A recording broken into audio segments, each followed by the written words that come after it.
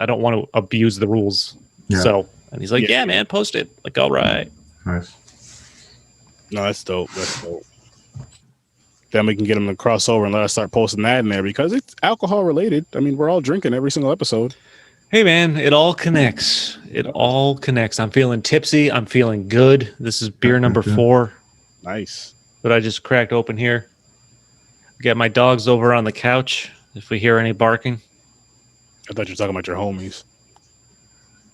Nope. Pour one out for the homies. Is that what's happening? That, for one, that's alcohol abuse. It is. If you're gonna Yeah, you don't pour. No. pour out some water because it'll help you more than alcohol would.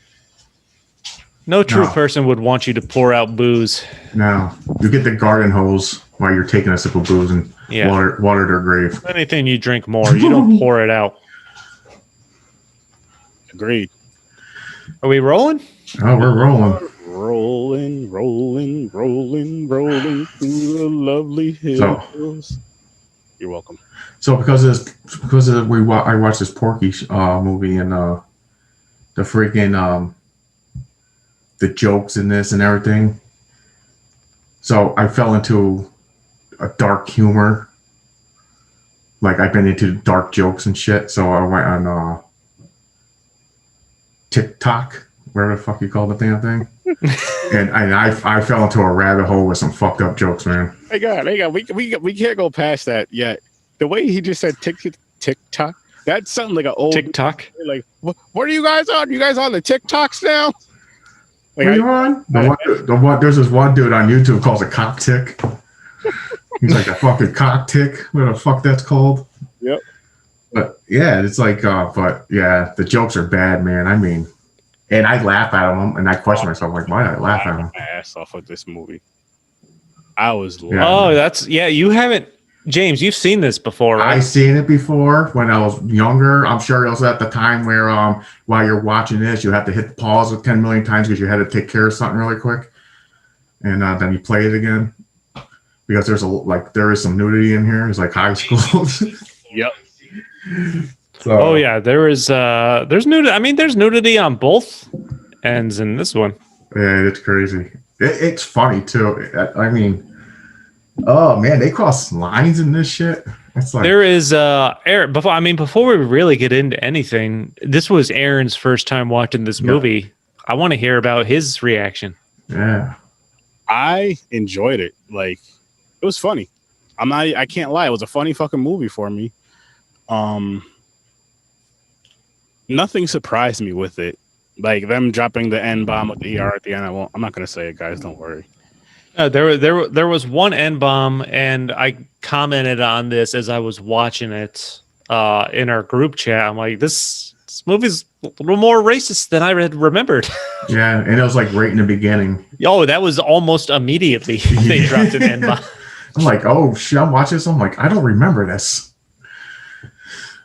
Yep, and it's weird too because they're laughing like they're all with the dude, like they're like laughing like they're like friends and shit, even though they hired the stripper, fake stripper, what's her name, something Cherry, Miss Cherry Bomb, Miss Cherry something. I wrote it down, but I got like a whole page of notes. So but that scene right there is funny. For one, you know this had to be like young 80s shit because when I was in high school, this one went down with me and my friends. I'm not going to sit there get buck naked, line up. Yeah. So the movie, it started screening in 1981 in like 2 places and then was released countrywide in 82. So it's a 1981 Canadian American teen comedy. It was, it was financed by a Canadian company. No American company wanted to produce it, even though it was filmed in Miami. Yep.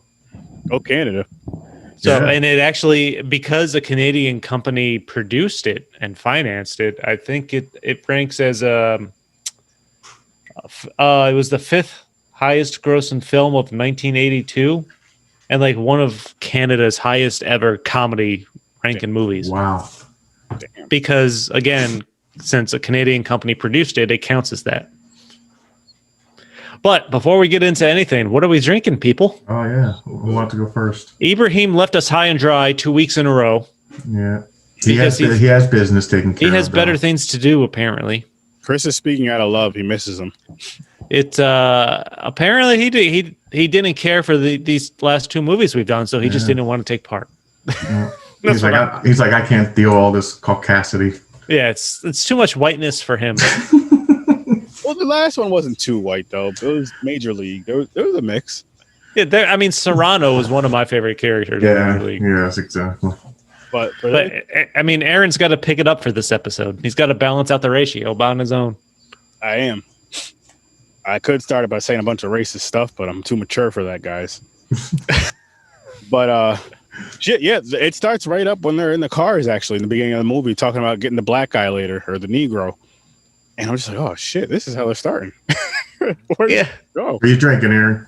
Yeah, what are you drinking? Oh, I am drinking one of those Jack Daniels drinks again, the Okay. one, Southern Citrus. You're trying to get white girl wasted. All right. Fucking delicious. But But I got he's going for white girl wasted. That's what he's doing. Well, I mean, this is a white girl movie. Well, maybe not. Oh, side note, Aaron, not racist. Just because you told me you like the flavor, Mountain Dew has a new watermelon flavor. Oh, I've had it. Do they really? Okay, yeah, they do. My wife got it today. Tastes like the watermelon Jolly Ranchers. Yep. I Yep. like the watermelon Jolly Rancher. You Yep. like soda then. So they got one. They also have it in zero for the healthier people who wants to drink liquid sugar. Wait, healthy people that are fooling themselves? Yeah, where they, I'm guilty of one of the people. Like, because I copy, not with that, I didn't get that drink. I get coffee most of the time. But like, if I'm at a restaurant or something, I don't really like soda. But like, when they come to the table what you want, and my wife orders first, and she'll go in a Diet Coke, and I go, yeah, Diet Coke too. I just automatically say it. Yeah. So I'll diet, but then I'll have like a cheeseburger and fries. They're like, yeah, okay, that drink is helping you, buddy. If actually said that to you, like, what would be your reaction if they said it to you directly at you? Would you laugh it off? Or would Yeah, laugh it off. I'm like, oh, fuck, you're right. Okay, give me a milkshake. Because some people, I'm only asking because some people are self-conscious about their weight. No. They don't let certain jokes go off, like this movie. No. This movie was just. Well, before we get into this, what are you two gentlemen drinking, James? So yeah, I'm drinking some. I took a trip to Uptown Beverage today, and I found some Artisanal Brew Works, a new beer they're producing up in Wilton, New York. Again, I like to promote the local places. Welcome Home IPA. It's a New England IPA. Artisanal Brew Works, one of my favorite places in the general area. And of course, in my popcorn and pints glass. Cracked glass, but it still holds everything I needed to. I've just got to be even more gentle now. I gotta treat it like it's a baby. There you go. But it's delicious. I recommend it. All right. And yeah, James. So earlier this week, I got mine delivered because they do delivery. I never heard it until now. Uptown Beverage delivers. We got to get them to sponsor. It sounds like we are doing a commercial for them. Hey, they're local. They're like 10 minutes. They're like 10 minutes away from me. When you guys get a chance, I just did it. That's why I asked what it was called again.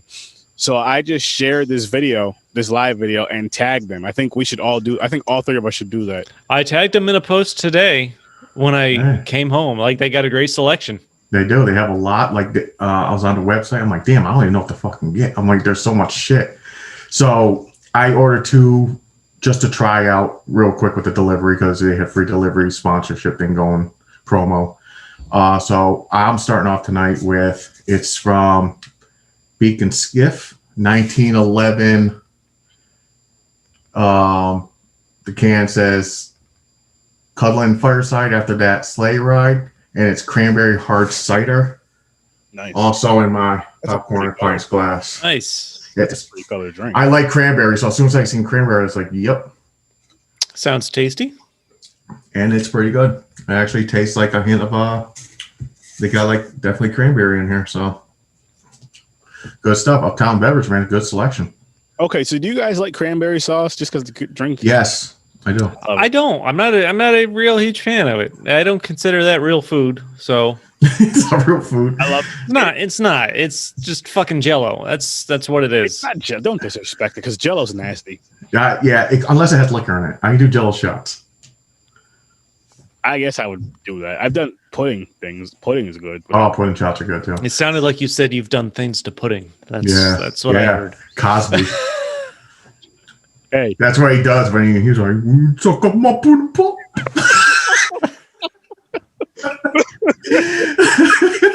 oh shit! I wish I'd be sweater on right now. But no, Right. I do like cranberry. I like both. I like the salad block and also the ones where it has the chunk of the cranberries in it.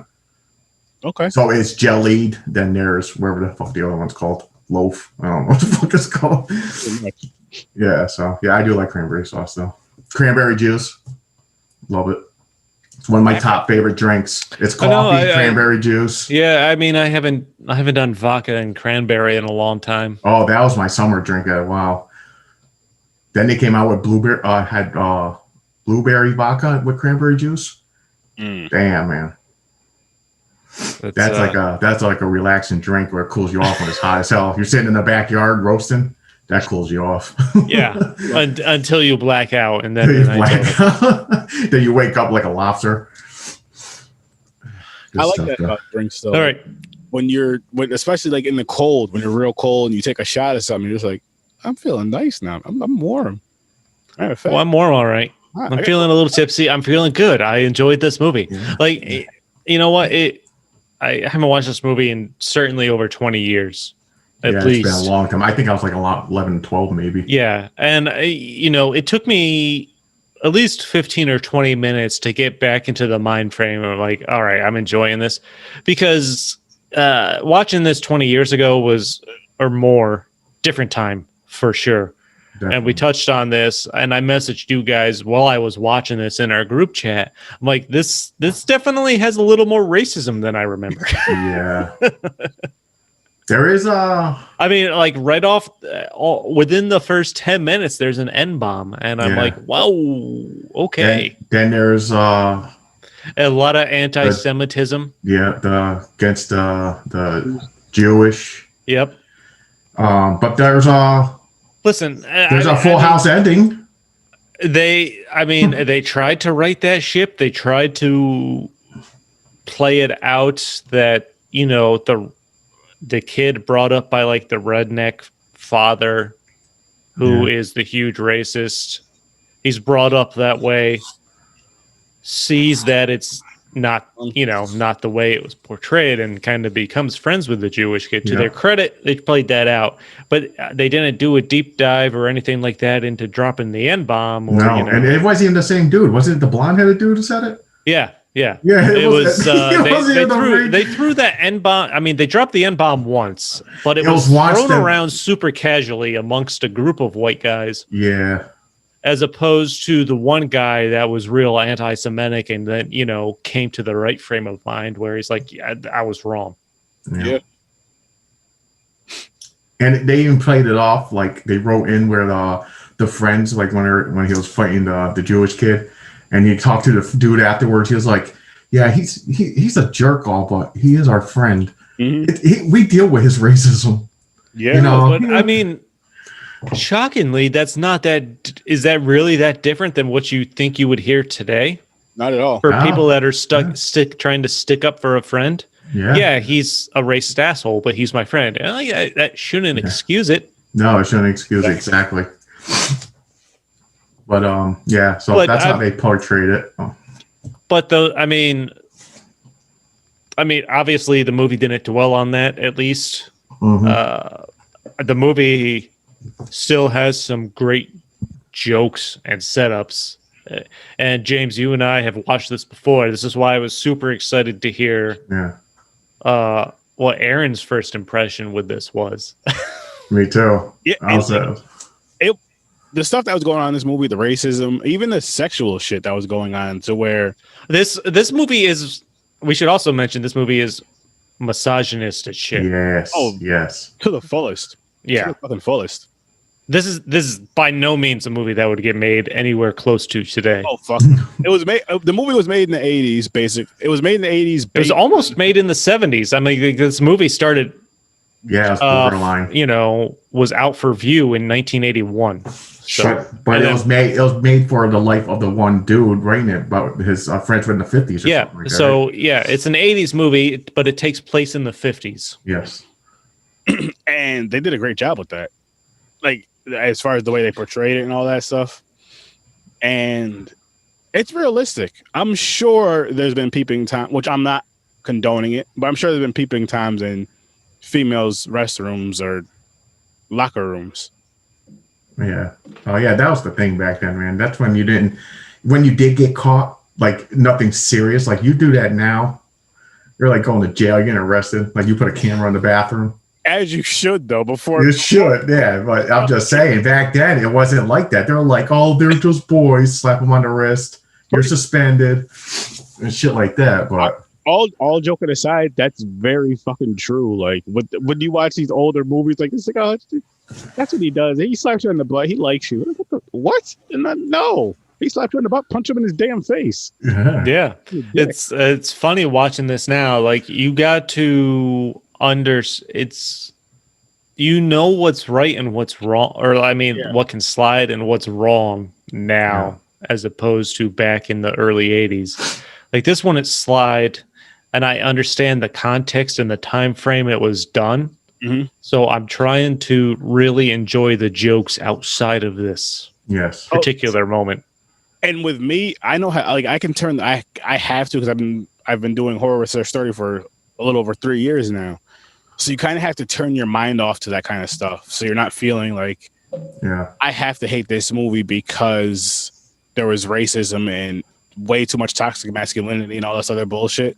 You know what I mean? Like stuff that's really gonna push people's buttons down. You have to just watch it for what it is. It's a movie. It's for entertainment, and it's how shit was back then. So it's like stuff like this really happened back then, and it wasn't to the point of racism to where people were getting beat up and murdered. I mean, one guy tried to Jewish kid, and he got his ass whooped. And then like he didn't have any other interactions with him after he got his ass kicked, and he probably thought about like, yo, I should fuck him up. But he's like, you know what? He whooped my ass already. I'm embarrassed of my dad. I'm just gonna, I'm gonna do the right thing now. Like that was a nice. I like the way that storyline played out. At least, like the Jewish kid beat the anti-Semitic kid's ass, basically. Yeah. But it was like the least enthusiastic school fight I have ever seen in my life. Did you notice that? Like the group of guys are just standing to the side with their hands in their pockets. Yeah. Like, that shit won't go down this day. They're like, get them. But that's like and then it's over. That's like preppy kids with money, though. That's not like at the broke schools that we went to, where you're just like, oh yeah, fuck him up, kick his ass. And that's the good old days too, when there was no weapons involved. It was just fist fight. You lose. That was straight up fist fight. Yeah. But I mean, like I said, this movie had so many. Well, let's talk about our initial ratings. Okay. Oh yes, pre-ratings. Yes. Oh. Before we get into anything here, I didn't even think about this. What do we call it? You know what? Neither did I. That's why I'm curious. But I mentioned it, so I'm going to go last now. What do you want to call it though? The rating from a -10 to a +10. What? Porky? Nights at Porky's? Porks? Maybe porks. There was something they said in the movie. I just don't remember what it was now. Remember that big ass condom?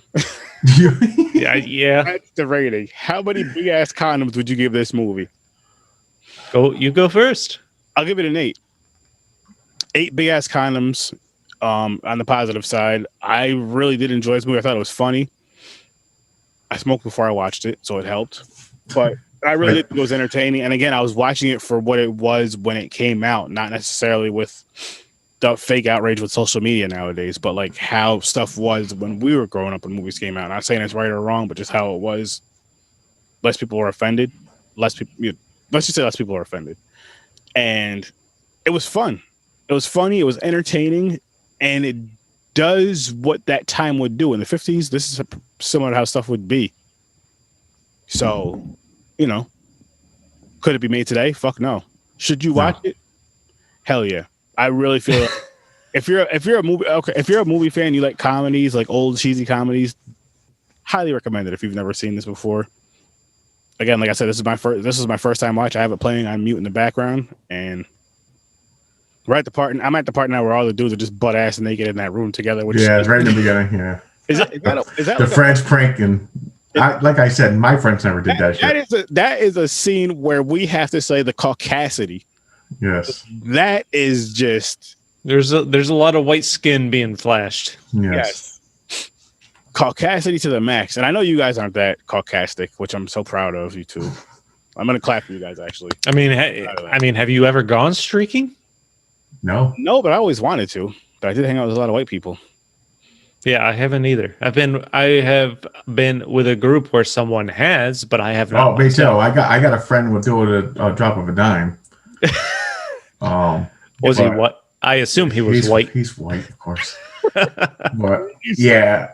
Like you're embarrassed. Like, fuck. I got some friends that would.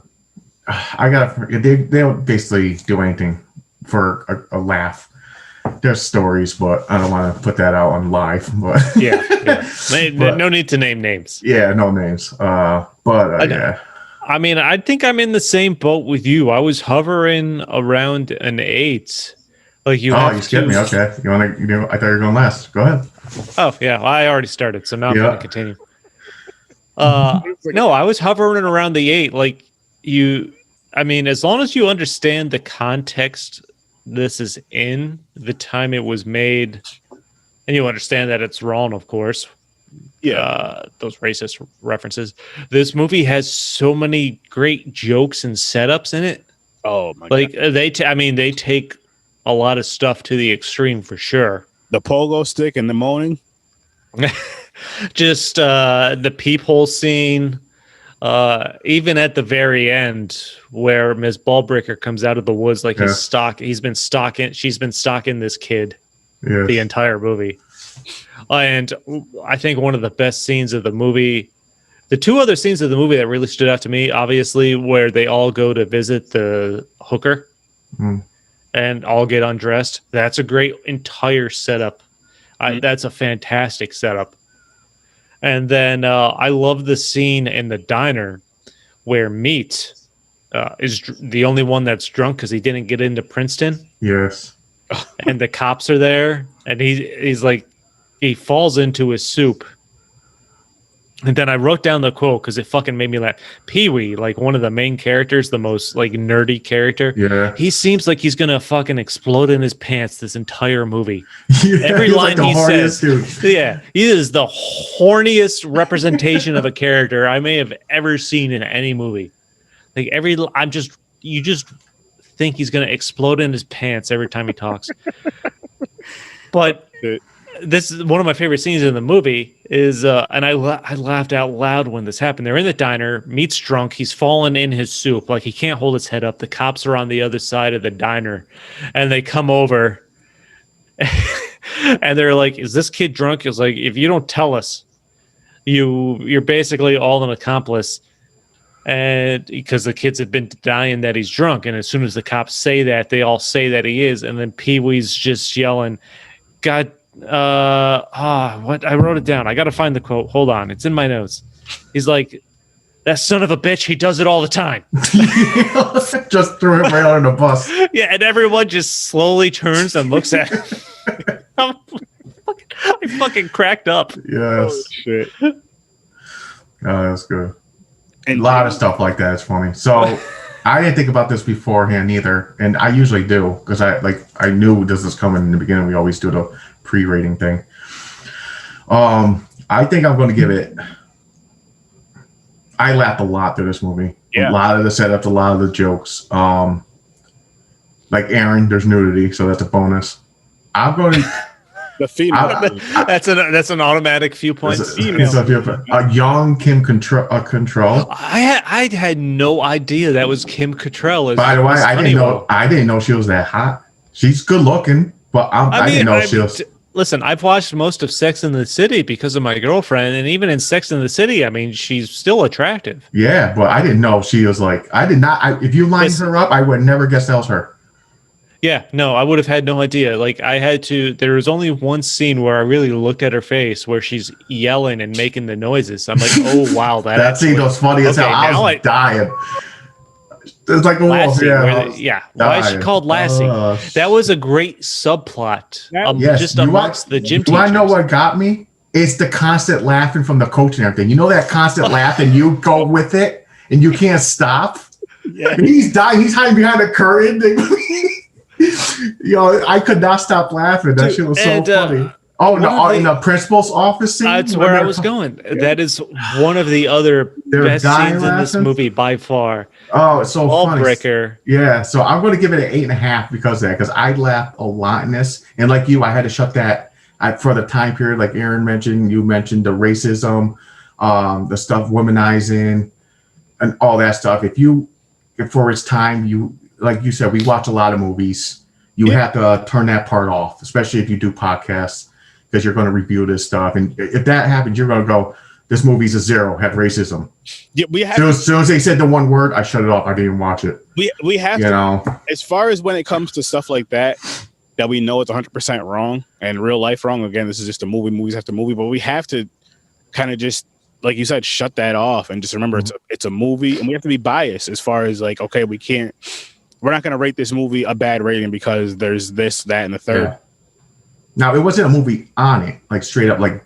No, not at all. No. It wasn't like throughout the whole movie, just in a couple scenes, which you did gravitate towards in a sense, but but it wasn't the whole movie. Yeah, the whole basis is basically young kids in high school, puberty, all is on their mind. Everyone's just obsessed with sex, and jokes, pranks. I'll even say this: it's in an area to where you growing up with just whoever you grew up with, whether you grew up with other races or whatever, and then you kind of act like how that group acts and how you would act in general if you grew up in a multi-race group or one race group, and you're a bunch of horny kids at the end of the day. You're a bunch of horny teenagers, and testosterone and all that other bullshit makes you do dumb shit.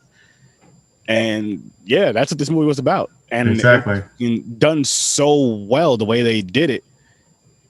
And it was a fun, like I said, again, it was a fun film. You just got to turn your brain off, turn your emotions off for this movie and watch the movie like the way it's supposed to be, which is a fucking movie. Yep. And it's kind of, I mean, obviously it would have to be probably a better story than this if they were to drop something similar nowadays, but they couldn't do they could not do a movie like this nowadays, which because it's like we would find it entertaining, but then you have the overly sensitive or the fake outrage culture that likes to just bitch just to bitch. Yeah, there's definitely parts you'd have to overlook or write out. Yeah. Basically, if you wanted to make this movie, it would have to be toned down a lot. Yeah. Script. I mean, realistically, what was the last movie like this? Was it American Pie? You know what? I think so. And that was from what I can think. That was like this kind of, but to me, it was toned down. Even American Pie was toned down from this. Yes, from something like this. Yeah. And they had pissing in cups, jizz in cups. Yeah. So they had the same. They have the term MILF now. Like, you know how mad I'd be if I came up with the term like MILF, and then it blows up to the point so where you can go. Never mind. You can go to certain websites and you can type in MILF, and you're gonna see MILFs. Well, Aaron knows those sites. He's just not gonna mention them. Yeah, Milgs. Yes, Pornhub. He likes Milgs. Yeah, but you know what's funny is that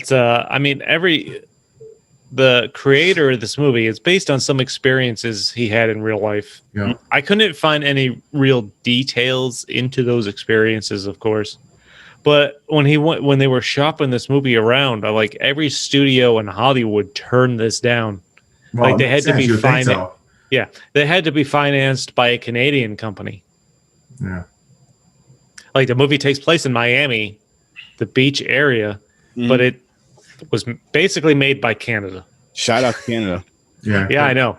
Same thing. It's like same thing with Britain. It's like Britain and Canada, like nudity, F words. We don't give a shit. USA, FCC is like, we can't say that. Shh. Yeah, you got to rate it in X. Yeah, but Canada and everything is like, We don't care. Well, I think it's safe to say America is takes things a little too seriously when it comes to, the body, Yes. as opposed to most countries.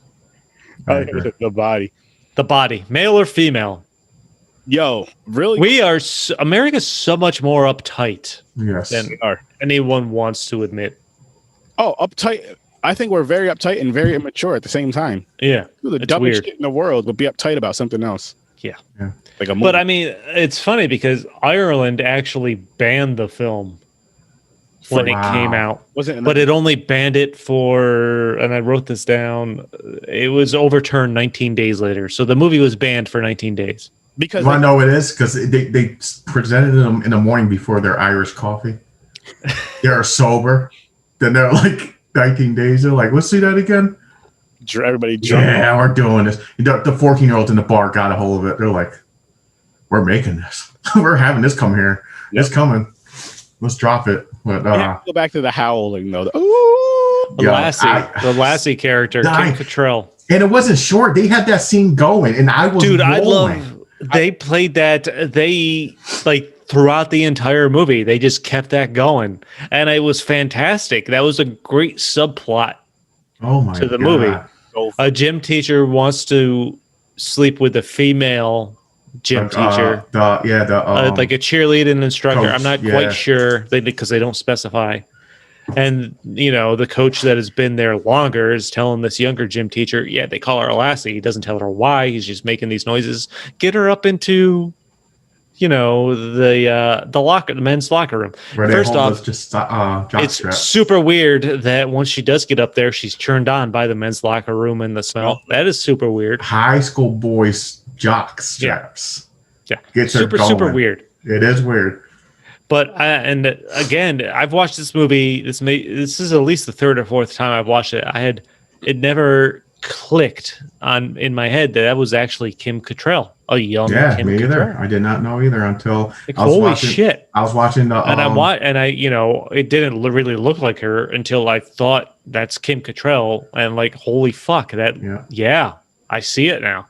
Because I seen a name pop out when the credit, when they were showing the people in the credits. Yeah. And I was like, holy crap, that was her? It's like, wow. I was shocked. I was like, what the hell is that? I was wondering. I was like, is this one of her first movies? But I love that the uptight, German-looking, heavier set female gym teacher. Is that the same one from Matilda? Is she the same actress? I don't know. The teacher that throws the kids out the window? That's a good question. I don't know. I'm not sure. But I love the character named Miss Ballbreaker. Yes. Obviously, it's Ballbreaker. She wanted to get dicked down so bad by one of those high school. No, she wanted that, the one she was stalking. She's stalking the one kid that keeps making fun of her. That's so great. She's like, get them naked. They could put a bag in their head. Got some more on it. There's a lot of long play jokes in this movie. Yes. Mm-hmm. That really pay off at the end. It's genius. There is some genius writing in this movie. Because you forget about that part. Then all of a sudden they're sitting there celebrating at the end and she just comes out of the friggin' bush. You're like, oh shit. Pulling his pants down. The kid's like, what the fuck? I'm at the part now where they're at the strip club, and I watched this movie last night. I completely forgot there was a little person walking strippers around this. Oh yeah. They had a little bit of everything in there. There's a little bit of everything. That's a strip club you want to go to. Now, did you watch this with your wife? No, she's seen it before. She didn't want to watch it. She was actually sleeping when I watched it. She's like, I can't watch that shit again. Laughing in the bed, just shaking, laughing because I was laughing so fucking hard. But you know how you try to hold in a laugh so you don't wake up your significant other? It makes it worse. It makes you like the old school hotel beds where you put a quarter in, the whole bed starts shaking. Yeah. That's exactly what it was. You can't help it. It's funny. I watched it in the afternoon. I started at 3, and I got over around 5 because it's a long movie too. It's 2 hours and something it's close. Yeah, it's a little over an hour and a half, maybe it's an hour 45 minutes. It felt like 2 hours to me. It felt long, but I was enjoying it. I was laughing. I was like, holy shit, this thing's still going. I was like, all right, what? Like I said, it took me a little bit to get back into it. because it, early 80s movie, a little more racist than I remember, but then I was trying to focus on the writing and the jokes and things like that. I'm like, okay, now I'm getting back into it at least.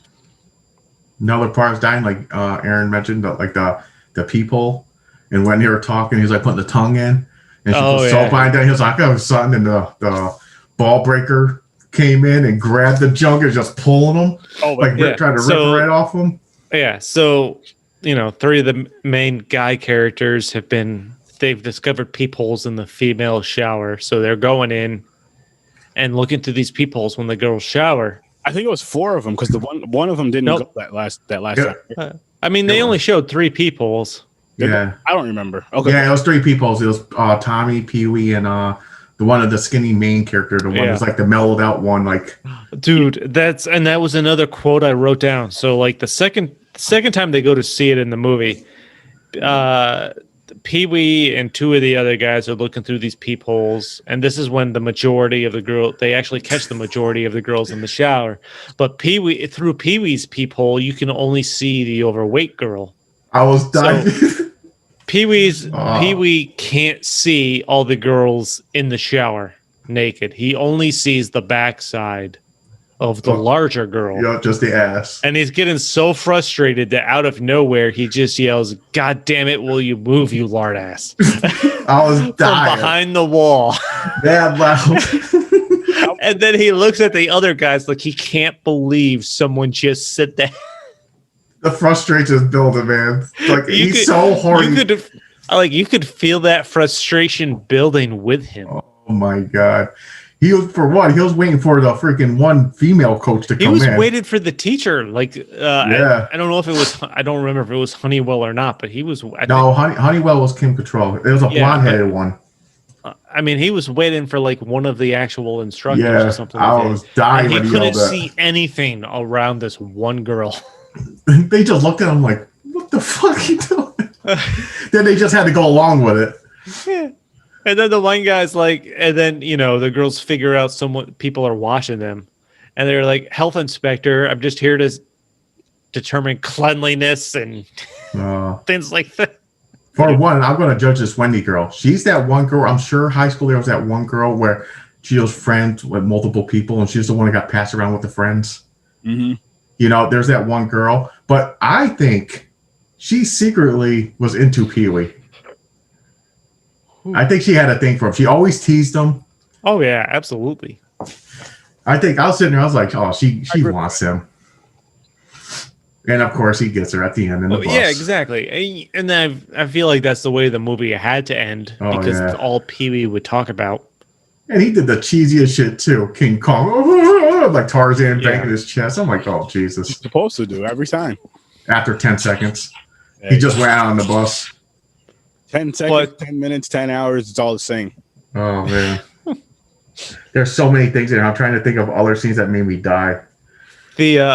And I mean, going back to early in the movie, Miss Cherry Forever. That was Cherry Forever. That's it. That was the prostitute that the 2 guys brought out to the woods in a cabin. The group of gentlemen to visit to go, all basically run a train on because there was at least like 6 or 7 of them. Oh yeah, it's the whole group. And I like how she went down the line judging everyone, and she got she was like, he's deformed because it's supposed to be so big. Dude, that was such a great scene because they have these 2 guys have orchestrated this big event where these others, like their 6 friends, think they're all gonna have sex with this same prostitute because they're all dying to have sex. Yep. And they're like, all you guys have to they get to this cabin. They flash a light that it's okay. All these guys take their clothes. They tell all these guys to take their clothes off. So you have 6 naked guys standing in a line, and they're like, "Why don't you guys have to take your clothes off? We got inspected last week." Yeah, and they're just so dumb to go along with it because they're so excited. And then they bring out the prostitute, and she literally insults the junk of every one of them. Yeah, I also like Pee Wee when they were trying to see who's going over. I got sloppy seconds, and me is like, no. Then he says something about if you go, we're all gonna get lost in there or something. He says, "Holy shit, yes." They're like, you can't go second. You're basically gonna ruin everything. And then they're setting up like the crescendo of the prank. Oh yeah, the prank was good too. The two guys are in the room with this prostitute, pretending to have sex, making the noises. They bring in the large black guy from outside through the window, who starts yelling. They bloodied up a machete with fake blood, saying, "That's my wife." And pretending he stabbed this guy, and he comes out, and then they all go running naked, and it's fantastic. And by the way, that scene with Pee Wee running down the highway, I automatically flashed to the newer one of the newer movies, Old School with Will Ferrell running down the road with streaking. I was like, I wonder if that's where they got that from. They're like, you know what, Porky's, they got it from there. I did put Old School on the wheel, so that'll be a fun one. I mean, in its essence, this is the quintessential 80s teen movie. Yes. Yeah. A college teen movie, like, combined in one. This is probably a movie that so many movies that have come afterwards have pulled from. Old School, I like American Pie, things like that. Yeah, I agree. And from your notes, I believe you said that 2011 or something, Howard Stern wanted to remake this? Mm-hmm. Oh, yeah. So let me find that, because that was pretty interesting, because there was a whole big legal hubbub on that. So of course, it's always something legal. Yeah.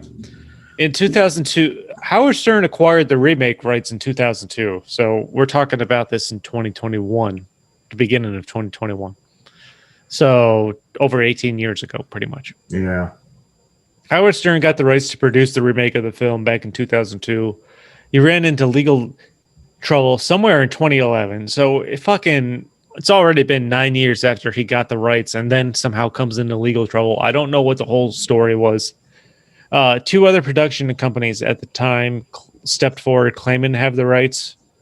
So it was a big legal battle for a few years. In 2013, there was some kind of confidential settlement, and everyone agreed to dismiss the claim and counterclaim with prejudice, whatever that means.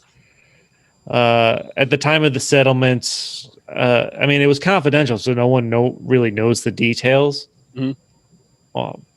It's probably if you don't make this movie, you let us have it. We'll wash this away. So there's going to be no remake. There was a confidential settlement of some kind in 2013, and no one even knows if Stern has the rights to make the remake anymore. Or they probably don't. They probably gave him his money back, what he paid for the rights. Mm-hmm. And just called it. Exactly. I would suspect, since it hasn't happened since that was over 7 years ago, that it would have been interesting with Howard Stern, but I don't think it would have been like this though. It would have had to been mellowed down. It could have been possibly PG-13. No. I think you can still make an R-rated Porky's remake, but you're gonna have to tiptoe around. Not like I don't know. Stuff. It depends on the time frame you want to set it in. And plus, when he had it, he could have still done it, because it wasn't around this time like now. It's not like he's coming out now. It's like, I'm going to make this, because that would be definitely a bad call. He goes, guess what, guys? Porky's, it's coming out. It was right before. It was maybe right before. You said 2011, right?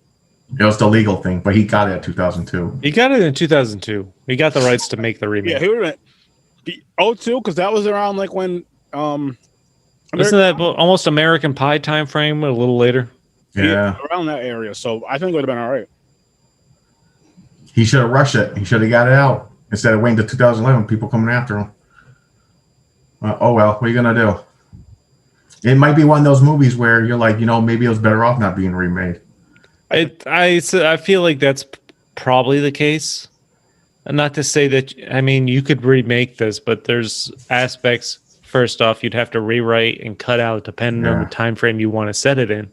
Mm-hmm. Yeah, and also there was a Porky's 2 and 3, which there was a Porky's. They declined, but to me, I got to feel it declined because the time moved forward where they didn't like that immature shit. But to me, I'm probably sure I'm going to be dying laughing if I watch them again. I know I've seen them all. I know I've seen at least Porky's 2. Porky's 2 was called The Next Day. I don't remember what the plot line is. I'll look it up. But, each sequel did worse than the one before. Yeah, but they're going to still have these kind of jokes in them though, and they're going to get you. And you guys can go ahead and talk about that while I take a little pee break. All right, go ahead. I'm actually going to watch those next two. I want to. I just need a refresh on them now. I got to see them. I got to get my take on it. Mm-hmm. Part of me wants to. I think I have like little pictures of scenes, but I don't know which ones it is. I know part 3 is called Porky's Revenge. So the dude who owns the strip club tries to get revenge on the kids. Did you know? So he basically rebuilds it.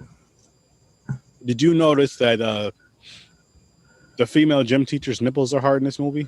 Yep. Dude, they made it like that, man. That's what it is. This is like in the eyes of a horny teenager. Yeah.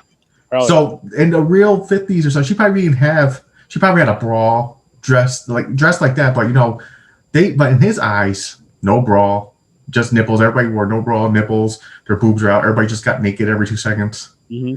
It's the eyes of a horny teenager. Then you got a guy in his older age telling these stories, so he's like bumping them up a little bit. Mm-hmm. You're probably right. Like, yeah, I'm sure he got dynamite. They had to make it for the movie. They didn't blow up bridges and shit like that. But this is a really it brought me back. It was funny shit right off the front. Like you said, it was like a classic. We're gonna set our friends up. We're gonna play this joke, man. Especially you get them. You with sex, you're like, guarantee, we got a stripper. You're all getting laid tonight, and you're peer pressured. Like part of you feels like you might even think it's a trap because you just know your one friends are known for this shit. Yep. They even said it. I think they even said they're like, you better not be fucking with us, type of shit like that. And but you can't take that chance because if you didn't go, they're gonna go, dude, you missed out. Especially Pee Wee, he's horny as shit. Wow. He basically put a sheep in front of him. That motherfucker's ready to pound it. Oh, sheep. Something, man. This dude that's all he had in his mind. In the beginning, that made me laugh too in the beginning. He measured it. He was like, I knew it's fucking shrinking. Oh yeah. Oh dude, that was a great opening to the movie. Some morning wood. He was like, I knew it. It's shrinking. And then his mom comes in and he flips over as fast as he can and lands on it. I think that is a special kind of pain. I'm sure there was a lot of moments people had that where you're like parents, you're like, oh shit, you got to turn or something to hide that, put a pillow over it. But there were so many scenes in this. It's like I'm trying to remember. There was we mentioned it earlier where they have like that really large condom and they blow it up and the guys jumping around their yard there and then poking everyone with it and then pokes Miss Ballbricker with it. Yeah. Oh, so funny. You love that. And they didn't drop the condom joke either, even with Pee Wee. Like even at the end, he comes off the bus, he goes, "It's too large. I don't have a condom." And the Jewish kid gave him one. He goes back and he comes back and he's like, "It's too big." They're like, "You're like tying a knot." Sorry. Yeah. Oh man, don't do that, people. It's funny shit, man. There's like so much. It's like so many scenes in here. It's funny as hell. Another great line where I caught myself really laughing out loud and I noticed myself laughing out loud. So when they get to Porky's and they're sitting around the stage there, like as much as Pee Wee annoyed me, I realized as the movie went on, I laughed out loud most at some of his one-liners than I did at other people. Yes. Yeah. It was really fucking funny in this movie. Like this kid's constantly on the verge of just exploding in his pants and getting on my nerves. But I laughed more probably at his one-liners than I did anybody else's. And so when they go to Porky's the first time, they're sitting around the stage watching the strippers. Stripper asks Pee Wee if he wants to see her breasts. And he says, yeah. So she says, 2, or referring to like both her breasts. Yeah. And he's like, yeah, or no. She says 2, as in referring to $2. Which first off, that's another sign of the times how cheap it is to $2 for titties. Shit. Yeah, how cheap it was at the time to see a stripper's breasts for $2. But then he responds with, "Yeah, let's see them both." And then Meat, the character, the guy that plays Meat's right next to him. He's like, "No, stupid. He's referring. She means $2." I think I just fucking cracked up right there. That's what it is. Is his one-liners and his outbursts. Like he is so frustrated. Yeah. Oh God. God. Like I feel like they overdid it with his character just a little bit. Yeah. Like they could have toned him down a little and kind of focused on his lines more, and it would have been a lot better, even better. Yeah. I didn't really mind it though, because it's just like that. Like we talked earlier, the when they were peeping in the showers, his outburst right there had me dying so much. Oh my God! Because the frustration, man. He's moving. He trying to move to the other guy's whole look. They're like, "No, get out of here!" He went back, and that's when he snapped. Like, get the fuck off. That's how he gets the girl back later on in the movie, though. Shit. Mike Hunt. Is Mike Hunt here? The classic phone prank. The phone prank. Oh yeah. Where he's like, I got her this time because Wendy takes the phone call at the diner, and he's calling from a payphone and asking to speak with Mike Hunt. Yep. The classic. Great. And she's yelling out, asking if Mike Hunt is available. Oh man, so many things, man. It's fucking. Mm-hmm. Oh yeah. And that's how it was back in the day too. That's what how you went to eat. It was like an outside, like it's like a bar stool, like a bar style diner. You just set the stools. I mean, it looked fun. It did look fun. It looked like it was like a good time in that time period. I've lived that with your friends. Oh, yeah. I've lived in New York and I've lived in South Carolina. That is much more common in the South, where it is actually warm, and you can do that a lot more often during the year. Oh man, that has to be fun though, because again, like you're saying, the nice weather, hanging out with some friends, you're going to get some burgers and shakes, you're going to a place that's like indoor or outdoor or whatever. Kind of actually, I was gonna say similar to jumping jacks, but jumping jacks is actually all outdoor. But you guys know what I mean. Well, I mean, we only had got Sonic up here a couple of years ago. And they're overrated, by the way. Yeah. And it was already in South Carolina when I moved down there when I was 15, so 22 years ago. Yeah. Yeah. So I remember going to Sonic in my teens with friends, hanging out in the, like with waitresses coming up to the car, or even in their patio area, all on skates. And it was that feeling. Yeah. It's just good times. I'm trying to think of other scenes. The kid passing out in his chili. Oh, that's the part right there. Yeah, that's where he's drunk. Yeah, that was one of my favorite scenes, where they're committed to saying he's not drunk until the cops threaten all of them as being accessories, and Pee-wee's like, "That son of a bitch, he does it all the time."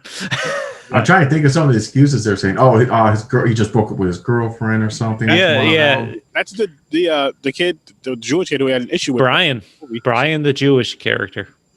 Oh yeah, he came and saved him. That's right. Yep. But before that, they were like trying to make excuses for him. It was good. Then, like you said, that Pee-wee just threw him under the bus. He was like, "Oh, you guys all go with him if you're accomplices." And he was like, "He does it all the time." Just his outburst, man. He gets loud. It's like that extra octave. It was perfect for it being Pee-wee saying that. Yeah. Because of how pent up he was with his sexual rage, because he's a horny little bastard. Good. We never. Son of a bitch, he does it all the time. Yeah. Oh man. I'm just trying to get some. So yeah, he does it all the time. Let's get him out of here. I'll go home. Oh Jesus. I'm trying to think of other scenes. Of course, towards the end, with the master plan to get Porky's. I just liked everything. It was the setup. They even took care of the cop cars. It was clearly a well thought out plan. My level of belief drops a little bit when it comes to the idea of no one being able to hear the chainsaw. Yeah, no, and the water chainsaw. Well, there's a bar with music and everybody screaming, seeing titties. I don't know, maybe. That's why it's still, like you said, chainsaws are loud as hell. Yeah, And and someone's got to be motors. outside somewhere. They're out there with boats. You hear the motors Yeah. going, and yeah. And I mean, Porky was clearly physically one large. He was fucker. not just large; he was tall. He was he was a tower. Then the one dude, man, that if my friend came back beat up, and he's like, "I'm not done with them yet," and I'm like, "Dude, you're gonna get killed." I would have to like pin him down. This dude would just keep going back like 4 times until he almost died, collapsed, lung broken. But he's out there for the revenge though, with just crutches, all fine. If you got a collapsed lung and everything, you're not going out of the hospital that quick. No. You're gonna be home, like in a bed or something with freaking broken ribs and shit. This dude's just walking around on his crutches, like, yeah, we got him. Yo, the first time he comes back from getting beat up, when he comes back driving in his truck, he passes out. There's no way in fuck any of my friends are getting away. You pass out, there's no way you're gonna get away from because I said some shit, and you hop back in your truck and drive off. Like, no. Your ass to the fucking hospital, and worse things worse, I'll just knock your ass out again. And the thing is, the Porky's was a long drive too, wasn't it? Yeah. Like in the beginning, when they said that, they were like, "Oh, it's 3 out of." I mean, when they talk about it or reference it, it does not sound like a short drive. No, because they're saying, we got a game tomorrow. We can't go because it's too far. We have a game tomorrow. It's when they reference it, it sounds like a 45-minute-ish drive. Yeah, exactly. But he made it all the way back. Then he collapses. Blacks out when he gets to he knew where his friends were too. They're all at the diner. Oh, and something else I wondered almost immediately, like the point of the movie is they end up blowing up Porky's basically. Yes. As revenge. And that doesn't happen until literally the last 20 minutes of the movie. But I'm watching it, and they devise this plan, which they don't show. They just say they're going to get together. That's the scene. They say they're going to get together to talk about it, and then the next scene is them implementing this plan. Yeah, then it showed like the idea. It was the one kid, the Jewish kid's idea, because he was talking to the dude who got beat up. His brother who's a cop. Yeah, he's the like sheriff. He's the sheriff. Like, I got something where no one get in trouble. I got an idea. So, and then the next scene, they're wiring the little bridge driveway to Porky's with dynamite. I'm like, how fucking easily accessible was dynamite in the 1950s? Actually, it was. I heard it was actually. You could buy it like on shelves in stores. I heard you can actually buy it that easy. Could you really? Yeah, I heard you could. Back in the day, dynamite is like one of those things. Like you're going in a store, like, hey, throw dynamite in the cart. You know, we gotta blow up the backyard so I can put a shed there or something. You know, sign them out. I gotta blow trees out of the way or something. Or fishing. They use it for fishing. They threw dynamite in water for fishing. Especially down south, that's like a fishing method. People throw dynamite in the lake, and it goes boom, and all the fish rise up in the water, and it's a redneck thing. Yeah, you can. I watched a show about it. Like you used to get it like no problem. Everyone looks so stoned. Me? No. He's like, no, not me. What are you talking about? Me? Yeah, I am. But yeah, they did that. The bridge, the cars. Somehow he rigged it where he switched the transmission where they put it in drive. It goes in reverse. And then I love that they have like a fake tumbleweed that's not even disguising this Wile E. Coyote type setup they have for the dynamite, where they have to pull the lever up and then drop it down in this box. But and obviously one of them doesn't work because Porky has 2 of these bridges. With that part, the second one that didn't work, now when I was watching the movie last night, I could have sworn I seen a part where they're setting up the dynamite and all that. I could have sworn when they're setting up one of the bridges, which was the one that obviously didn't blow up, the second bridge, that something fell when they were doing something. Something fell into the water, but nobody they didn't notice it. I have another thing about that. For one, if that bridge did blow up, their plan was to get them to come to their crossing to their. I think that was like the emergency backup plan. Oh, it had to be. Because I was about to say that wouldn't make sense, because if that went off, they would have never got across, and they would have drove there, and they'd be like, "Where are they?" There would have been never done following them. That's an interesting comment, because they were clearly set up for that scenario that Porky in his car would follow them into their county. Yep, just so he can't press charges and everything. They're like, oh, And you're. it's weird that they had a school band and everything there Yeah. ready to party like a school team had just won a championship for something. And they had police there. Yeah. Dude, like that. I'll think, yeah, that won't fly. That was weird. But it was funny though. I wrote down like, and my thought at the time was like they're celebrating like their football team just literally won a national championship. Yeah. Like there's a school band blasting, there's the cheerleaders, there's everything going on. Yep, exactly. So that's the part I got. I noticed that as soon as it didn't go off because I'm like, wait a minute, was that a decoy? Like a dud on purpose, or that was supposed to go off? Then I was like, that the ending would never happen if that went off. No, and it seems like, you know, if you were relying, if there's two bridges, you didn't need to blow both of them up. You probably could have done something else to disable at least the one prior to that. Mm-hmm. But Porky's car, it would sound like it was not the horn. It was like a pig. And he had the big giant pig freaking hood. Yeah, and he's like, and they're blasting this horn that just sounds like a pig in a slaughterhouse. Oh my god! In this last final chase scene, I'm at the Lassie scene, and that car is like red. You got one coach laughing his ass off. You got the other coach that looks pissed off. All the students are laughing. And they can't concentrate. Like they're doing drills. Oh, the ball's just hitting them. They're like dying because they know. Really quick, back to your savage days, whatever you want to call them. Would that noise make you stop? Well, you're in the school. You at least cover a mouth or something. I don't know because you're going to get in trouble. I'm just saying, just in general. Say you're at home, whatever the case may be. You're not in the school. Would that make you? Would that noise make you stop that she was making in this movie? For 1 second.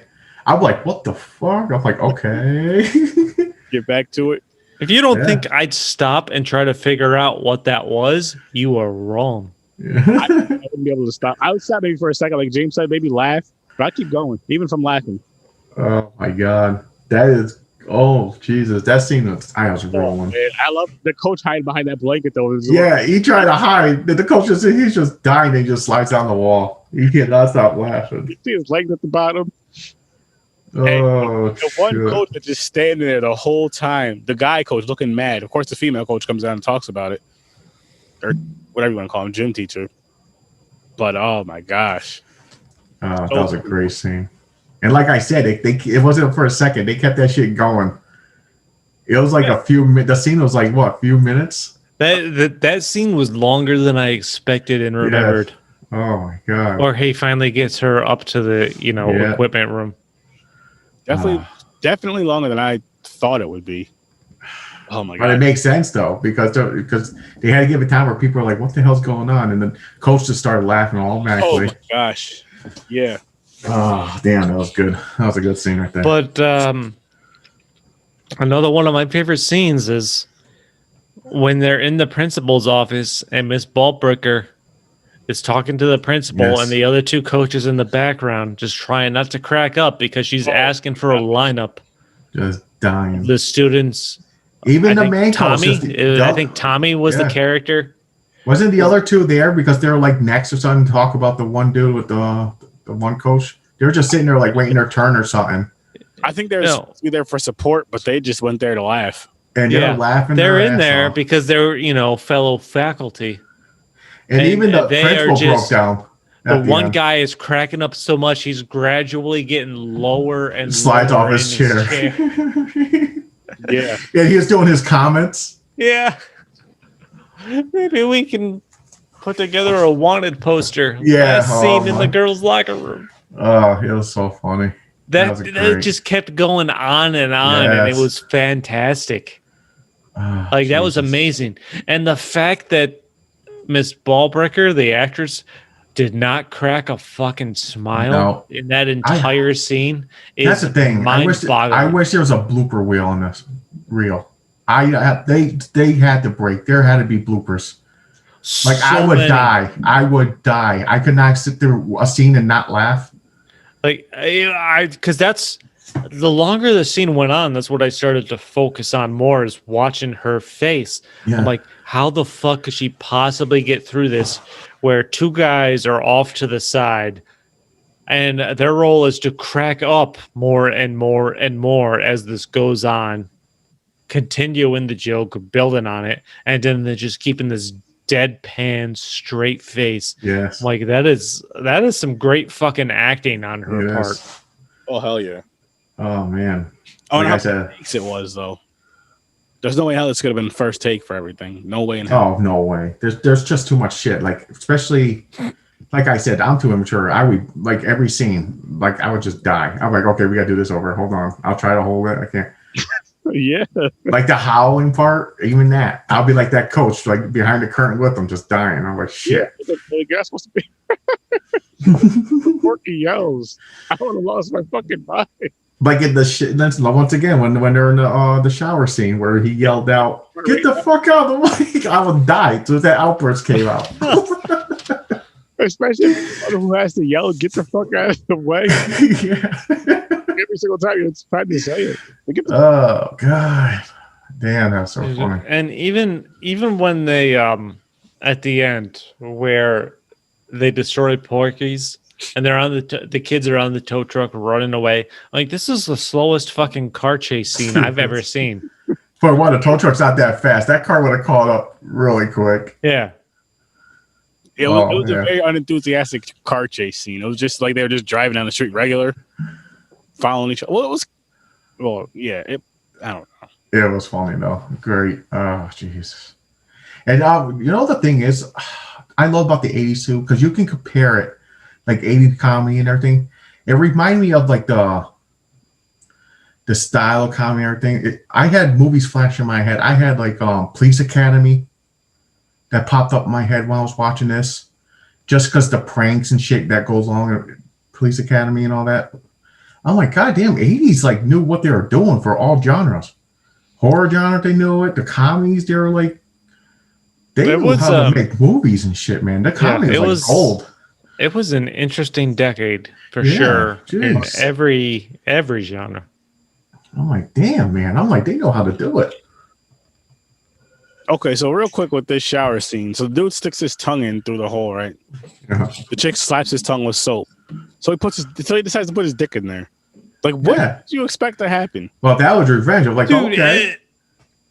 And like, I think one of the things that popped into my mind in this scene is what group of girls is so like nonchalantly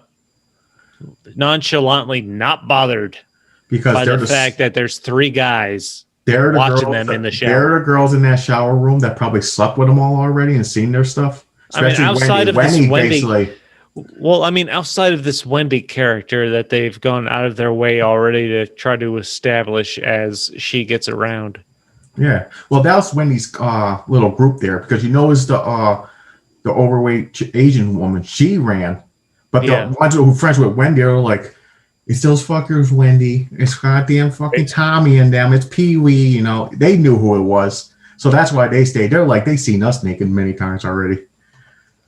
And back then, it seemed like they made it like they weren't shy being naked. It didn't. But still, I'm watching this, and that was one of my thoughts in this scene where the guys are watching the shower. These girls finally realize guys are watching them. It was like so nonchalant. Yeah, like they grabbed a towel, that was it, and then they started talking to him. Like it wasn't a huge invasion of privacy or anything like that. I know, Jesus. It feels that they could have done extra. They could have just not got the towels. They already know who it was. They could have just said, "Yeah, I'm just saying naked. What are you guys doing?" Just sitting there. I mean, it also led to one of the best scenes in the movie where Miss Ballbreaker comes in and grabs Tommy's junk. Oh yeah, Tommy's Johnson. That's when she got the feel of it. That's why she got upset. She was like, "I want this." Yeah, she was obsessed. Dude, and they played that throughout the entire movie, and it was great. It was great. Like if she just got laid, she would have been so much happier. That's what she was trying to. She was hoping that he gave in and said, "Yo, take me down, man." She should have went after Porky. He would have been like, "Fuck it." Yo, and she made it. She had it by two hands, like he had a hog on him. She had that shit grip. Like she was like gripping a flashlight. That's no joke. That's one of the thoughts I had. I'm like, How big would it really have to be for her to have to use both hands and fight? It would have made sense if they had meat in that scene doing it. I'm like, how thick is this wall? Is one of my first thoughts. That's Because another thing. how much of it would have to be sticking through the hole for her to use two hands Exactly. to grab this? Oh god, it was still a good scene. There's a lot of math that needs to be done in Yeah. this scene, and they don't touch on it. Oh man. But imagine the other way around in this. Say this was a real life thing, and you did This is that. one of the reasons you need to learn math in elementary school and middle school. Would you take that chance doing that? No. Putting my junk through a hole like that, I would not. No. Now, what about if it went the good way that you thought it was going to? Hold on. Let me rephrase. I want to. There's a certain scenario here, so I would not do that myself. But if someone else had considered it that I was with, I would certainly encourage them to try. Oh, I would too. I was like, yeah, guys, do it. See what happens. Do it. I'd be like, do it, man. Do it. Oh, like, God. what could go wrong? Do it. Yeah. Yeah. That's how that would play out for me. Yeah. I'm not gonna do it. No, hell no. Fuck no. Oh man. Great That'd be scene. the right scenario for me to do something like that, and that ain't it. That ain't it. No, I'm the manipulator in this situation, the encourager. This is where glory holes came from, though. Oh, there you go. Slightly, yeah. Well, That's where they got the idea. They're like, wait a minute, that might work. I feel like the glory hole probably existed before they did this in the movie. Maybe not, but just saying. There's something to look up. When did the term glory hole come into existence? That's a good question. Go ahead, James. Google it. Eh, Ask Alexa. I am afraid to Google that. yeah, me too. I don't want that on my browser history. I am married. I'm just too lazy. I'm just concerned to see that the offshoot of responses. All right, you don't have to twist my arm. I'll Google it. Jesus Christ, guys. Yeah, when did the term glory hole come When? into play? That's such an excellent question, man. Let me take another sip of this cherry limeade beer, or cherry lemonade, I mean. White girl wasted.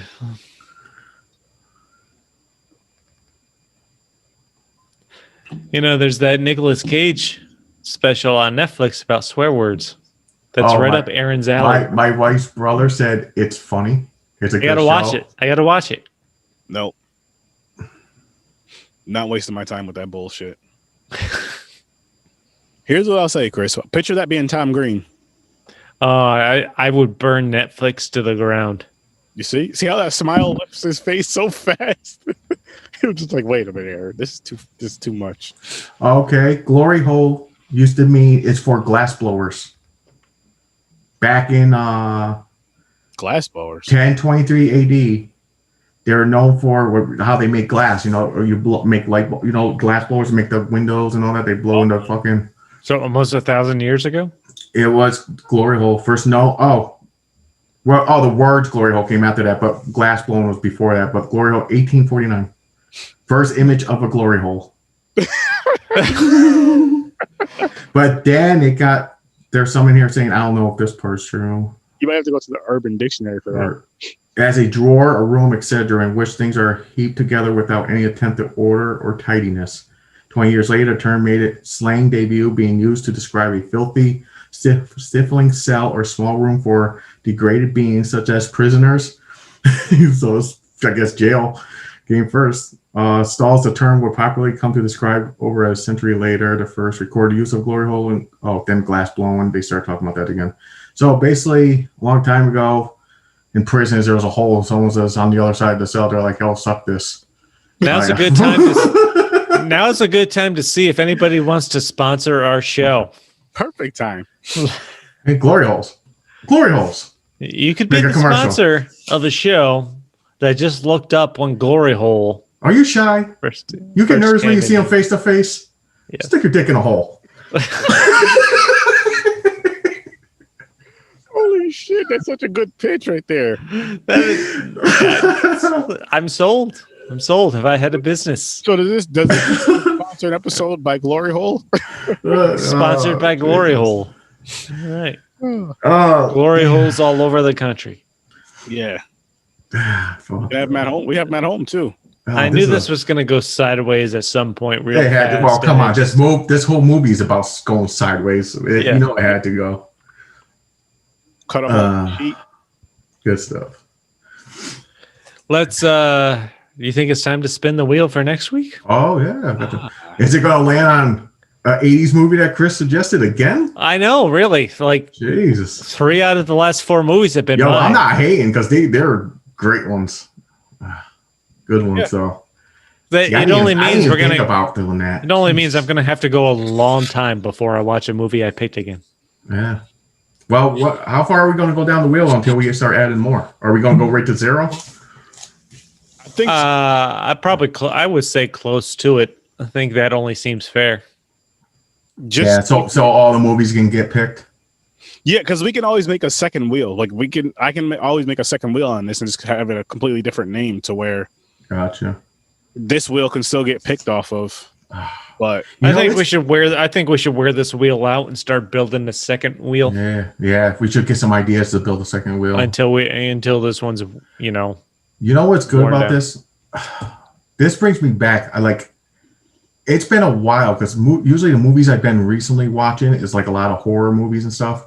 Same. Not a lot of comedies. I'm like, damn, I'm missing these comedy movies now. I'm still rooting for Mortal Kombat here. I want to see Mortal Kombat come up. The trailer for the new Mortal Kombat movie is supposed to come out some point in February. I'm waiting for that too. The only scene they really show is like Sub-Zero making a sword. Yeah.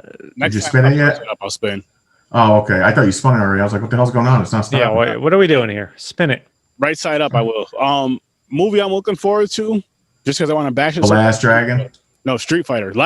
Street Fighter. Street Fighter. Oh, Super Troopers. I'm looking forward to Willow because I don't remember that, and I know Disney Plus is making a show on it. I'm trying to remember what Willow is. I don't remember the plot or anything about it, really. That's the problem, yeah. Huh. Yeah, it's good, too. Like a movie, if I've never seen it, it's awesome.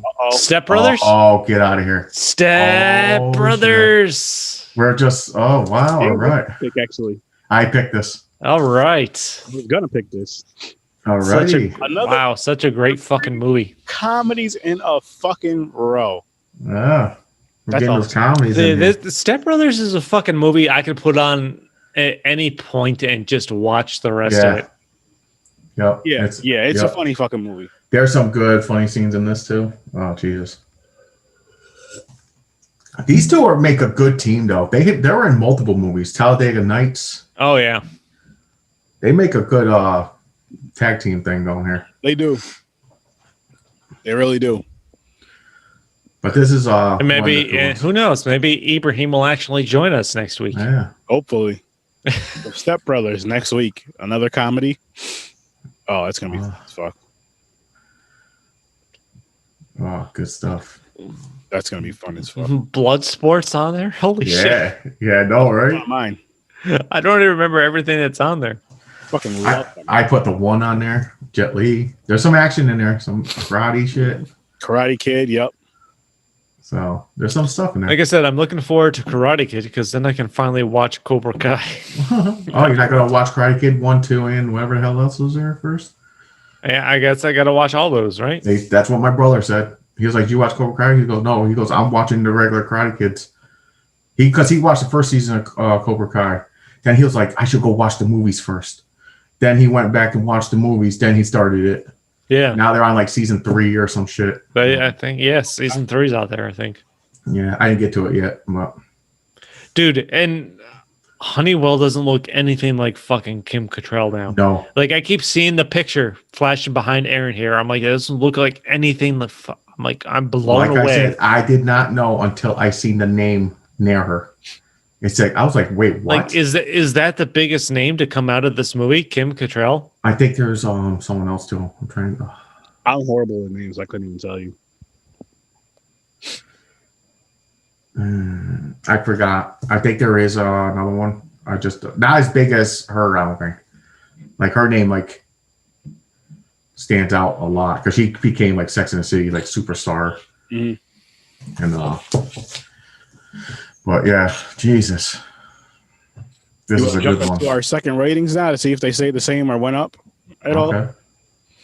I'll go first. I think just even talk about it made me laugh. So I think I'm going to bump it up to a 9, 8.5 to a 9. I'm going to bring it to a 9.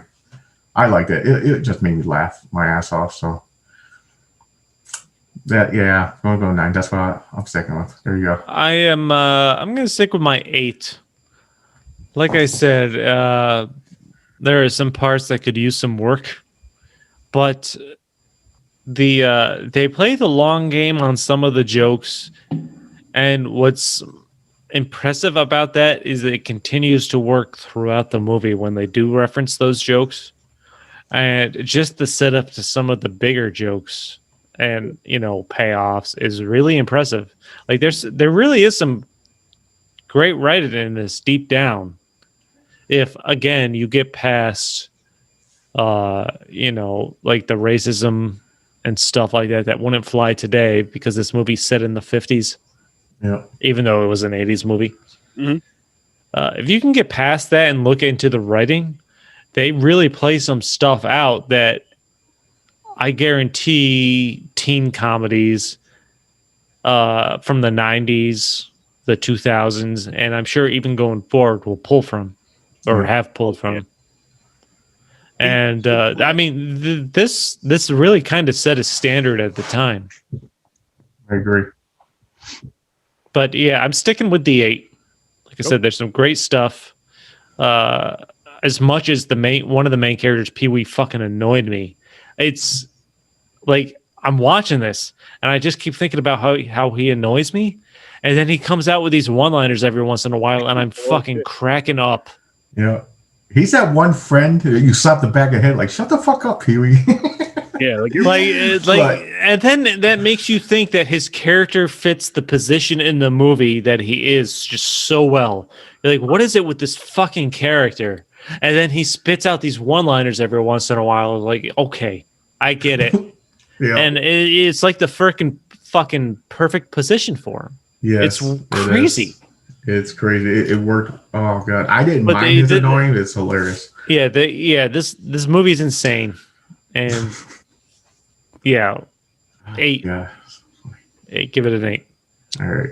I'm actually gonna move it up to a 9 as well with James, because I know I have it on mute right now, but just the rewatch, just some of the ridiculous, funny scenes. Like I'm at the part now where they're cutting, they're at the scene right behind you with Ballbreaker grabbing onto the penis through the wall is fantastic. Fucking hilarious. That whole build up to that scene from the back of the wall and everything is great. All right, so I'm at the part where they're getting their revenge at Porky's. They're taking, they're loosening the lug nuts on the cop car. Doing all that other shit, which I thought was cool, but it is kind of weird how nobody was seen. Because you're at the scene where they're fucking with the cop car, and like the place that they're in, the cops that they're in is like pretty much like a gas station with a garage, but it's all glass. It's an all glass front. They're walking around in there and shit, and I feel as though someone would see or hear something, and they heard and seen nothing. Like it takes a little time, a little strength to get lug nuts loose from a vehicle, breaker bar or not. It still takes a little bit of time, and it's gonna you can't do that shit quiet. No, I know movies have to movie, so I'm not mad at it, but you can't really do that shit too quiet. There's gonna be some sort of noise with that. But it's whatever. It's just like that Dukes of Hazzard prank shit, where you just go there and you take a tire off a car like so easy. Yeah. Yeah, that's what it is. It's just speed it up a little bit. It wasn't terrible. Like I said, it didn't bother me really. It wasn't terrible.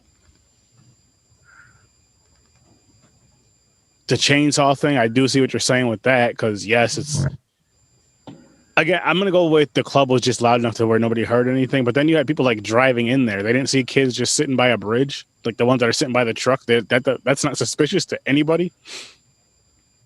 Ah, it could have been teenagers trying to get a peek.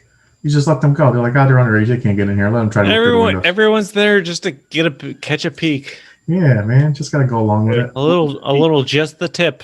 That's what everyone's hoping for. Yeah. So funny. It's quite the neon sign. Like I said, I had to bump it up because just thinking of the scenes that had me rolling, just the comedy one-liners and everything, I had to push it up to the 9. Even though, like you said, Chris, there's spots they could have done better. you know, but I couldn't help it. I was dying through this whole thing. No, this was a funny fucking movie. This might even be the fun. I mean, I know we didn't do a bunch of comedies, but this might be the funniest out of the three we've done. Out of the two we've done so far. Because we didn't do Step Brothers yet, but that's fucking hilarious. So I won't discuss that. But I'll say between this, and if you want to count Freddy Got Fingered. I don't want to count Freddy Got Fingered. Not at all. Dude, that was supposed to be we watched that because that was supposed to be Ibrahim's most hated actor movie. And I fucking ended up hating that more than anything I've ever seen in my life. To the point where that's what makes it funny. No, it doesn't make it funny. It was at the point where anybody involved in that movie should never be put on screen for anything ever fucking again. And I feel angry now. Even Drew Barrymore, you fucked your career up. You should never been in that movie. Yeah, no. Oh shit. Yeah, I'm going with a 9 though, man. Like again, it was funny, and you know what? Another thing I liked about this movie was the vehicles in it. Like I love 50s, you know, the older cars. Yeah, they're nice. They're cool looking, and again, it's just a bunch of friends doing a bunch of shit, and they're actually playing. It's funny you mentioned the cars because one thing I thought of as I was watching this, like whenever they go, any movie that goes to this time frame makes a point, it seems like, to focus on a lot of convertibles. Yes, back in the 50s, that was the cool car to have. Yeah, where you had the girl. They don't show. Like, I mean, when the kids get to school, they show there's a couple hard tops in the background. The normal cars you would expect, but any like this kind of time frame, they focus on convertibles, and that's it. Yeah. Yeah. Yeah, it's because you see them. It's just what it is. It's like a summer night. You got your friends in the back seat sitting on the top of the edge of the seats and yelling down the road like, yeah, and shit like that. That's how the 50s were, I guess. So they wind up pinpoint. I guess it's their way to saying, this is the time era we're in. Hey, guys, look at this is what we did. It was like a timestamp. It's like, see, this is placed in the 50s because we did this shit. But it was in Florida, too. I know for a fact they still drive with, convertibles. Maybe not as... I don't know. I can't say not as frequent, maybe more frequent. But I do get what you mean. Like with this era of films where it shows 50s movies, even up to the 80s, honestly, like where it shows like in the 80s era. Well, no, you see a lot more muscle cars too, but you still see convertibles. You see like a Mustang, convertible Mustang and shit. Yeah. That's something. Yeah, I never really pinpointed it, thought about it like that. But yeah, you're right. There is a lot of convertible in these stuff. I'm at the part now where they're pulling the bridge. Oh, with the boats? Where the people fell. Yeah. They're pulling the shit with the boats and the fucking Yep. truck. I'm just like, much of that truck is buckled, the front wheels coming up. It's just digging. I mean, you should have cut that some more with that fucking chainsaw. You should have started on one side and then started on the other right after. Yeah. But yeah, they're too close though. They shouldn't.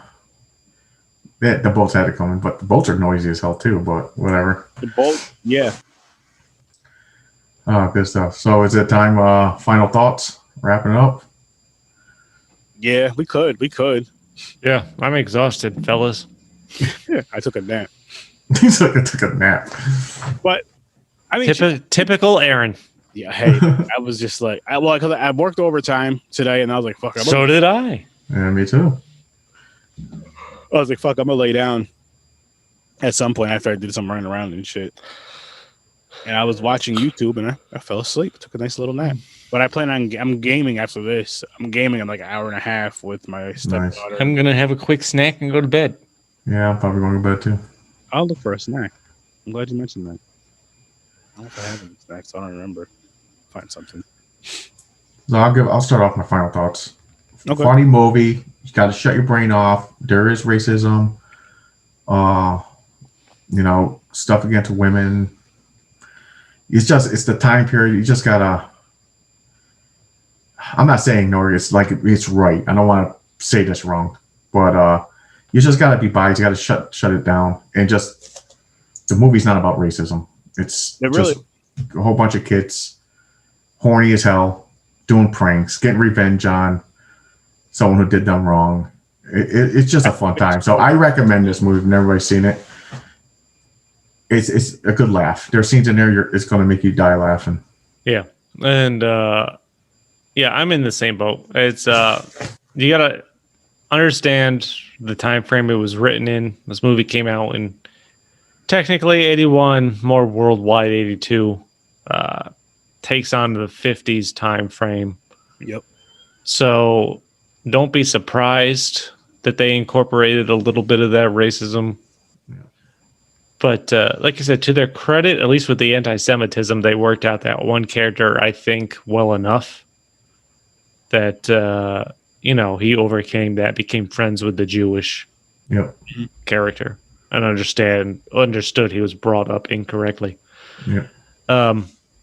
But just look into, if you want to enjoy your teen sex movie, basically, look into the writing, look into some of the bigger joke setups and the way they play out, and really take that in, because they played the long game with some of these jokes and it worked.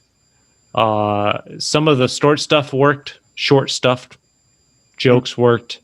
Not everything. Like I said, Pee-wee got on my nerves like a lot, but every time I was thinking I can't fucking stand this character, he'd come out with a line, or there'd be a scene that he just pitched the perfect line in. And I'm like, fuck, that was hilarious. And I caught myself laughing out loud. Yeah. But even though he's on it seems like he's on the constant verge of exploding in his pants. It happens to the best of us, man. I'm like, yeah. yeah, but take the movie for what it is. Understand that there's some stuff that wouldn't fly these days, and then just take in the stuff that's fucking hilarious. Yes. Yeah, this is one of those movies, again, like they both said, you got to turn your brain off, you got to kind of turn everything off and just watch it for what it is. Watch it for being like, it's an 80s movie. I mean, it was made in the 80s, but it's supposed to portray the 50s. So watch it as what it is. If you're someone who's highly sensitive over everything, don't waste your time watching this movie. If you're someone who's never seen this, like myself, but has a very good sense of humor and just can learn how to, knows how to turn shit off, check this out. Definitely check this out. I think it's highly recommended.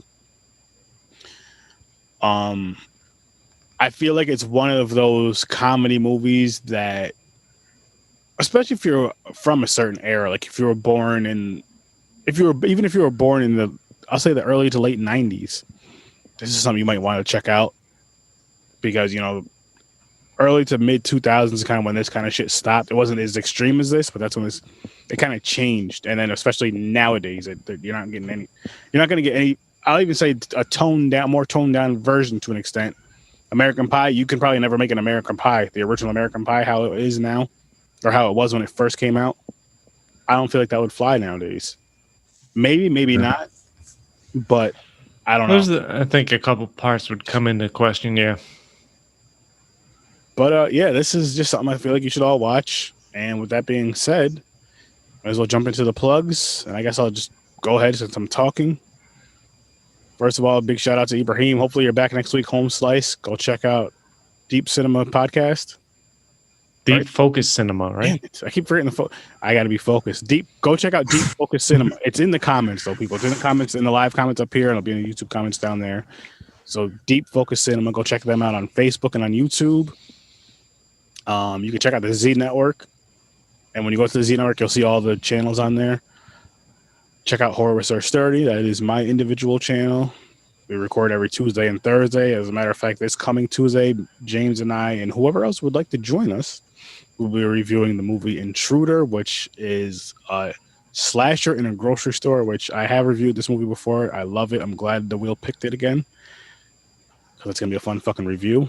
So Tuesday night, 9 o'clock Eastern time, the Z Network, Horror Research 30 on Facebook, also Horror Research 30 on Twitch. Check that out. And I am done. Stories from a Bar. I'm Chris, of course. Did a live stream last weekend with a local musician, Josh Casano, doing another live stream next weekend with gentleman named Tim Walton, who operates or has started a number of 518s, our area code Facebook groups, has his own social media group. A lot of focus on local businesses and 518 things, plus some, other. It's my podcast, my interests. Yes, they're generally focused on beer in the local area, but all, some other fun shit mixed in. So check that out. Stories from a Bar. You can find that on all your podcast platforms, the Z Network, of course, and Popcorn and Pints that I'll pop up on every Saturday. Yes, yes. Yeah. You'll see me, of course, Popcorn and Pints every Saturday, 9 p.m. Eastern Time. You'll also see me, like Aaron said, Tuesdays and Thursdays, where we review horror on Horror Research 30. And check out Z Network. You'll see some exclusive stuff. And of course, check out the Facebook pages, YouTube. Give it a shot. Watch us, like, subscribe, all that good stuff. Yeah, I mean, you're going to be entertained when you start watching this shit, people, and listening to this shit. Every single one of our individual shows, as well as our ones where we're together, like Popcorn and Pints, and just the Z Network in general. You're going to be very, very entertained. There is a lot of shit out there for everybody. And our styles of reviewing movies, and even on Popcorn and Pints, we're so different. So, yeah, check us out. It's fun as fuck. Thanks for popping by. Peace. Peace. Peace, people. Nicolas Cage, that one's for you, you bitch. Because Chris mentioned him earlier. I had to say something. I'm going to watch this new movie. I am.